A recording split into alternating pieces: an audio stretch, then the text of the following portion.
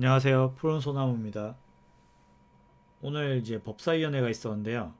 최근에 가장 핫한 이제 공수처장이 참석을 해서 좀 많이 이슈가 됐던 것 같습니다. 저는 이제 다 보지는 않았고요. 좀 일부 부분만 봤는데 좀 요약을 해서 좀 생각을 정리를 해봤습니다. 뭐 언론을 통해서 대충 알고는 있었지만 그 공수처가 이번 기회를 통해서 정말 만들어져서는 안 되는 조직이었다라는 걸 이번 기회를 통해서 확실하게 느꼈고요. 그리고 이 공수처가 원래는 이제 고위공직자 수사처의 줄임말 아닙니까? 근데 누구보다도 이제 권력이 개가 되는 모습을 이번 법사위원회에서 보여줬다라는 생각이 좀 들었습니다.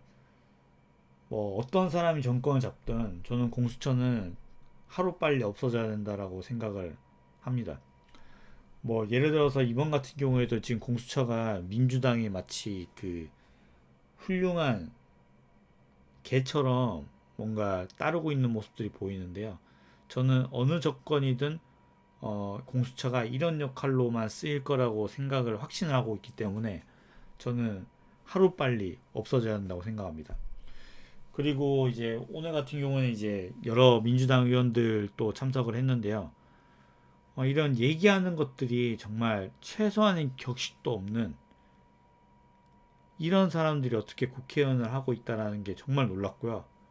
그리고 이런 사람들이 이렇게 판을 치고 있으니까 이 나라에 법치가 없는 겁니다. 도대체 이런 사람들이 위에 있으면은 밑에 있는 국민들은 왜 법을 따라야죠? 정말 의문이 들지 않을 수가 없습니다. 오늘 같은 경우는 이제 공수처장이 사실 민주당이든 여당이든 야당이든 계속 욕을 먹고 있는데요. 뭐 여당에서는 이제 모든 어떤 체포영장의 청구 과정이라던가 이런 것들이 합법적인 절차가 하나도 없었다라는 거에 대해서 계속 욕을 먹고 있고요. 그리고 야당에는 이제 체포영장을 받은 이후에 윤석열 대통령을 체포하는 과정에서의 그런 안일함에 대해서 주요적으로 이제 많이 비판을 받았습니다. 특히 이제 이 공수처장이 이 민주당의 충실한 개라는 걸 좀 느낄 수 있었던 부분 중에 하나가요. 이 김용민 의원이 뭐 여러 가지 가이드라인을 하더라고요. 공수처장에게. 근데 그 중에 최근에 이제 국민의힘 의원들이 이제 대통령의 지지율이 많이 오르고 난 다음에 이제 관저 주변에 가서 여러 가지 이제 시위들을 하고 있는데 만약에 2차 집행을 진행을 할 때 이렇게 국민의힘 의원들이 막아서면은 현행범으로 체포를 하라. 그리고 이런 불체포 특권도 이런 내란에 이제 동조하는 이런 현행범들은 예라고 하면서 다 잡아들이려고 합니다. 일단은 저는 같은 의원으로서 어떻게 이런 식으로 얘기를 할 수 있는지 정말 경악스럽고요. 그리고 이런 것들을 받아들여서 유념하겠다라고 뭔가 얘기를 받아들이는 공수처장은 더 의아를 했습니다.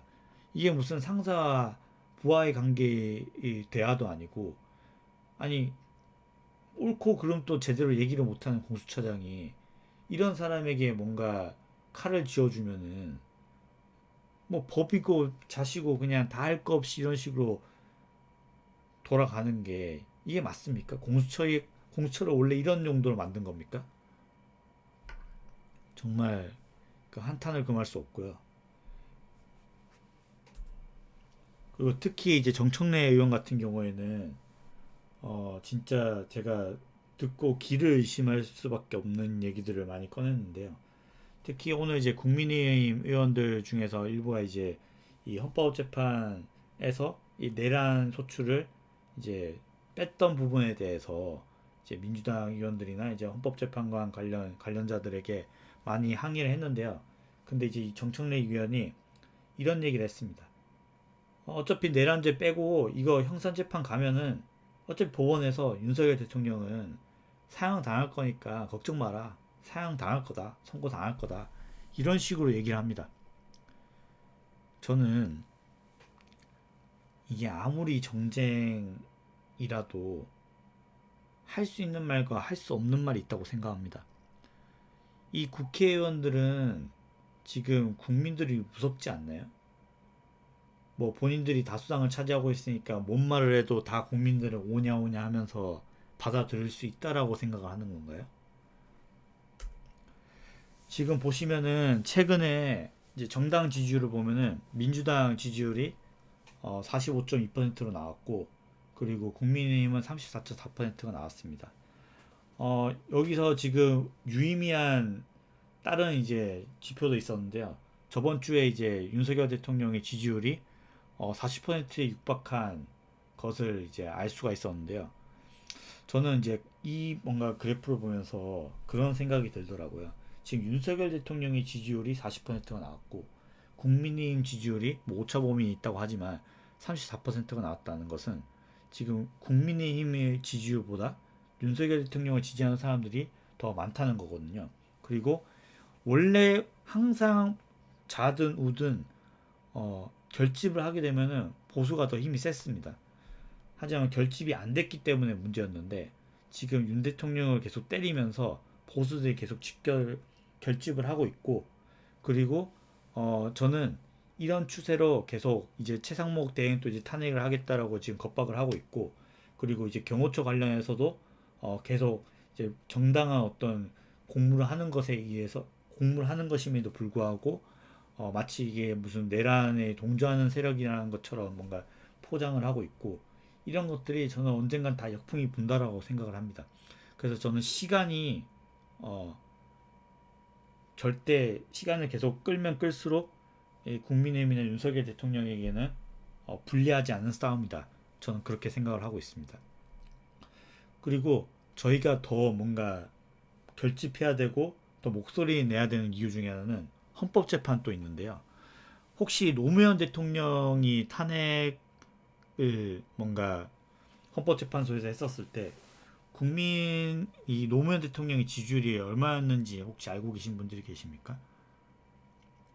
43%였습니다. 헌법재판소는 그냥 마치 이제 사법기관처럼 어떤 여론이나 이런 거에 영향을 받지 않는 그런 기관들이 아닙니다. 국민들의 목소리나 이런 여론을 의식하는 기관이고요.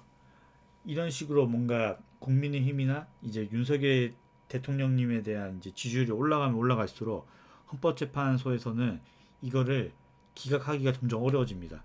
그렇기 때문에 우리가 더 뭔가 목소리를 내야 되고, 그리고 민주당이 계속 이런 식으로 독주를 하는 것에 지지 않고 계속 할 만하면서 저항해 나가는 것이 결국에는 우리가 최소한 할 수 있는 일들이라고 생각합니다. 감사합니다.